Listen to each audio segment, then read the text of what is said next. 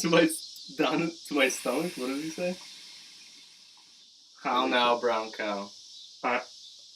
Is it how now? How now? Yeah, how now, brown cow? Anyway, so you want to introduce the beer? Hello, everybody. I'm Alex.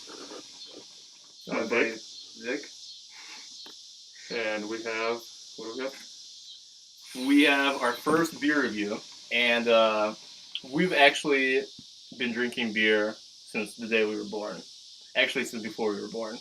No. You weren't drinking beer? Well, not. I mean, my dad was drinking beer, so I'm pretty sure. As long as your dad is drinking and not your mom, I think we're good. I should ask her that next time, actually. That might be that might explain some things. Anyway, so we got this beer from a buddy of ours who went to New York and brought it back. So we decided to review it since generally the stigma with this one is that unless you live in Vermont or somewhere on the East Coast or you specifically trade for this beer, you don't really get it out here in the Midwest, in Chicago area. So one of our buddies went out there and he said that he had some rare ale from Vermont and brought back 2 cans of Heady Topper. Yep. We're also smoking some Hookah, grapefruit flavor, Fakher. And yeah, so let's pop it open. Or should we read the review first? That's fine. Just read what it says on the beer.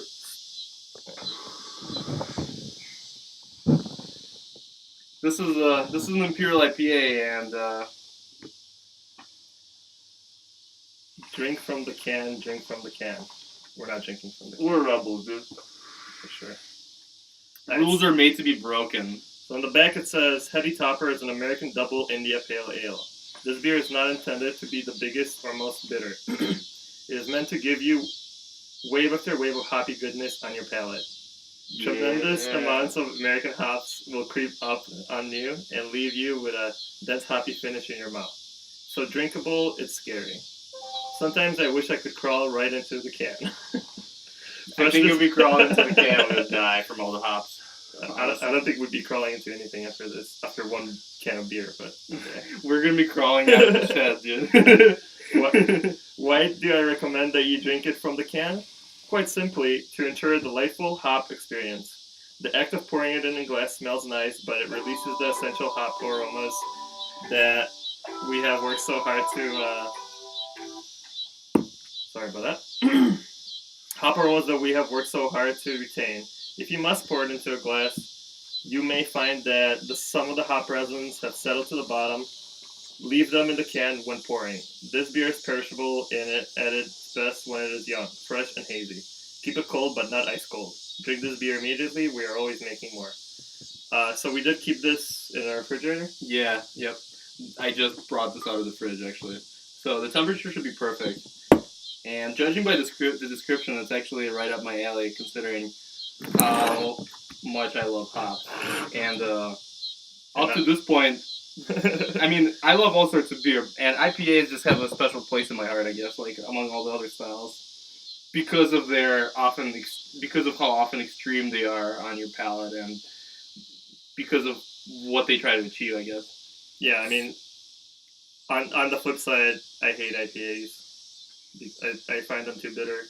More of a Belgian person, I guess. And it also says, don't be a D-bag. Recycle this can. Can we recycle it? Yeah, we're gonna have to recycle Definitely it. Recycle this. I don't know. I already kept the first can, so it looks like we're gonna have to recycle this one. You wanna do the honors? Yeah. Alright, here's your pop this bad boy open. Let's get a smell of that. Oh, dude, it's really fruity, really citrus kind of aromas. A little bit of pine in there, but that hops really comes through. You can tell it's just packed with it. It definitely smells like an IPA, that's for sure. Alright, well, let's see what it looks like in a glass.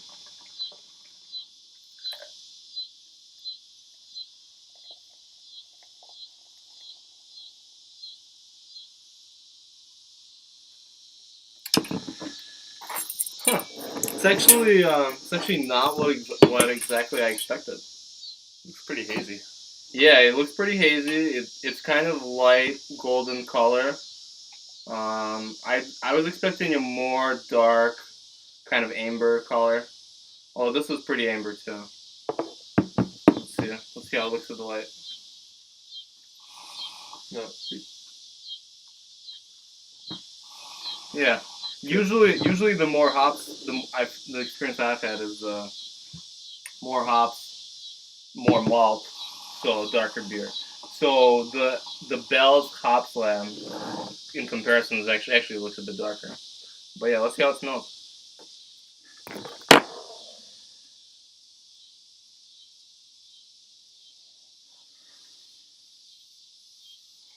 Well, it's 8% alcohol by volume. You can kind of get the alcoholy aromas in there mixed in with the citrusy and Yeah, I could definitely smell like citrus. it's very, very kind of tropical smell. Reminds me of the Maharaja double IPA. Dude, that's smooth. Let's see how that tastes. It's almost light. Cheers. So bitter. What's the bitterness level on this? 120 international units of bitterness. Compared to like a Belgian, which is... Well, they can range anywhere between like 30 and 60 or 70. Depends on what kind of Belgian. The Belgian triples that have hops in them are more on the bitter side, and then the other Belgian ales are more on the sweeter side. But instantly you get it's got a very kind of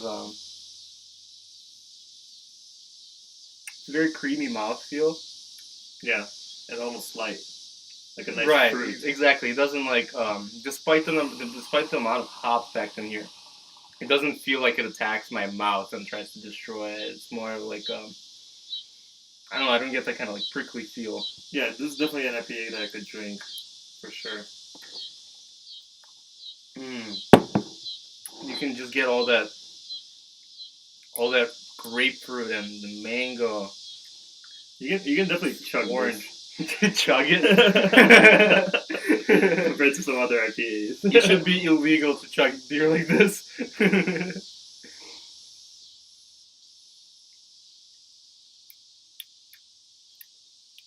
pretty unique, I think, compared to some other IPAs I had. But it's interesting though, because when you think about it, the more hops you add, the more bitterness it adds. And in IPAs, usually that's balanced with like a malt backside. So essentially, you get the hops right away, and then the end, like after you swallow the sip, you get like a bready kind of toasty like. The bitter aftertaste is just super there. It's there. Yeah. Can you taste it? Like right now? Yeah. It dries it up. Like it's dry, right? Yeah. But it makes you want to take another sip.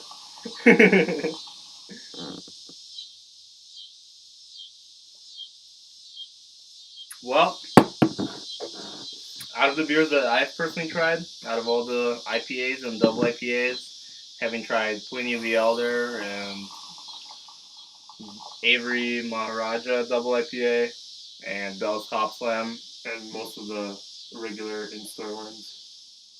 I mean, yeah, just regular IPAs. Yeah, this one is definitely up there with the Hop Slam and Maharaja. Although it probably is closer to Maharaja, it's a lot more fruitier and very easy drinking. Yeah, it's probably the smoothest Imperial IPA that I've had out of the. I think we started drinking beers about like 3 years ago, maybe. Craft beers, yeah.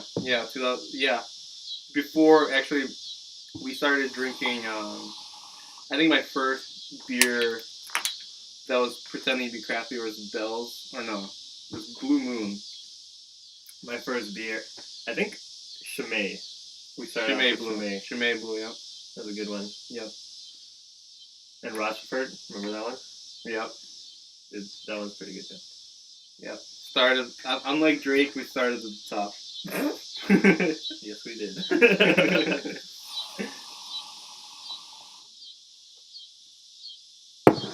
That is delicious. It's just every sip. So refreshing. I would have to say that if you're not a fan of IPAs, this would probably not be a beer that you want to go out of your way to get. I think It depends on what you like, man. yeah.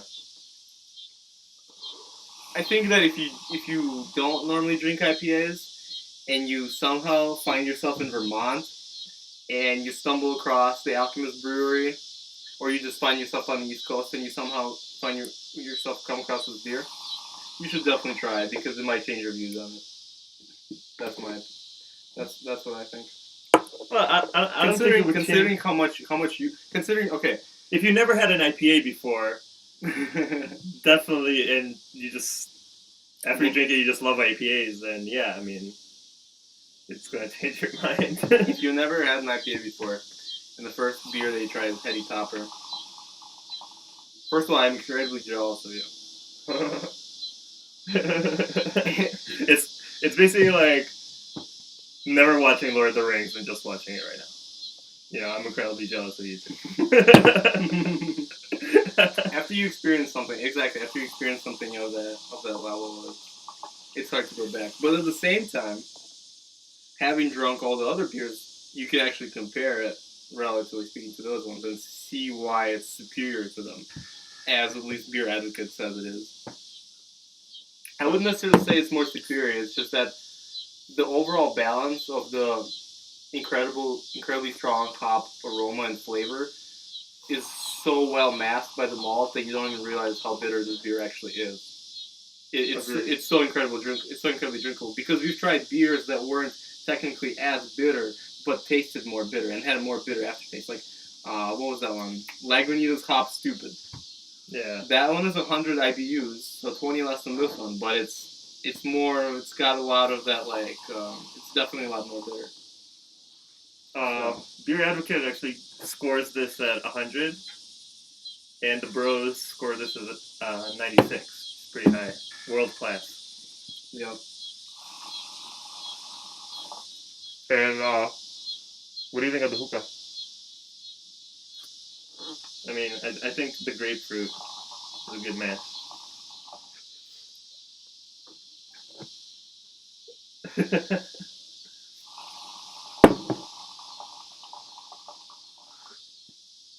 I give Heady Topper a 4.9 out of 5, and I give this Hookah a 4.7 out of 5. Why are you giving it 4.9? 4.9? Because this is probably the hands-on most drinkable and balanced IPA, double IPA that I've ever tried. Yeah, but why are you taking off a point? Well, point. Because I don't think it's the craziest one out there. What do you think is better? Or more crazy? I think what's better, I've not actually tried this, but I think what has potential to be better is Pliny the Younger, which is released by Russian River every year in February, and it's released in limited quantities. So you either get it on tap somehow, or you basically trade for it. But that one is like 12% alcohol by volume. It's got way more hops than this, I think. It might actually be more bitter. Like, it might be, quote-unquote, more bitter. Wait, so our buddy Mike tried this, right, William? Yeah. What do you say? He really likes it. Somebody who is not really into beer. Mike, the guy who brought us this beer, actually, yeah, he doesn't really drink beers. He's kind of recently started getting into them, but his take, considering he usually finds IPAs really bitter, and he drank this out of the can, he found it pretty drinkable, which I thought was surprising. I actually thought it was more bitter out of the can than when we poured it into the glass. And like the exact. Should have left some in the can. What? Should have left some in the can. My bad. So this is my setup for the hookah. Just a regular Egyptian bowl with 2 coconuts. If anybody's wondering. All Fakher tobacco. My favorite. Well, so what do you think of the beer? Well, I would still rather drink a Belgian, or maybe a dark one. Like a stout? Yeah. I like stout as well. Goose style and bourbon county stout. That was a good one. Should definitely get some of that. We should definitely get some of that. The second video we do. Sounds good to me. And that should be coming out actually sometime in November. They release it usually. Well, we had it in October last year on my birthday. Yeah, you're right. You're right. So it might actually be out, or it might be coming out sometime soon. That's gonna mess us up. What was it, like 18 or 14? Last year's was Maybe 14%. 14%. Pretty high. But the thing is, can't even tell. They mask it so well that it's just all you get is the flavors. Whatever. We'll do that next We'll time. do it. That one is coming up. But I also have Southern Tier Pumpkin and New Glarus Strawberry Rhubarb, which is a fruit beer. That one is only 4% alcohol by volume. I do like fruity flavors. But yeah, I scored it on my trip to Door County. So that one is actually another one I'm looking forward to trying. Well, I'm done. Hope you guys enjoyed this review. Yep. Till next time. We'll be back with some more.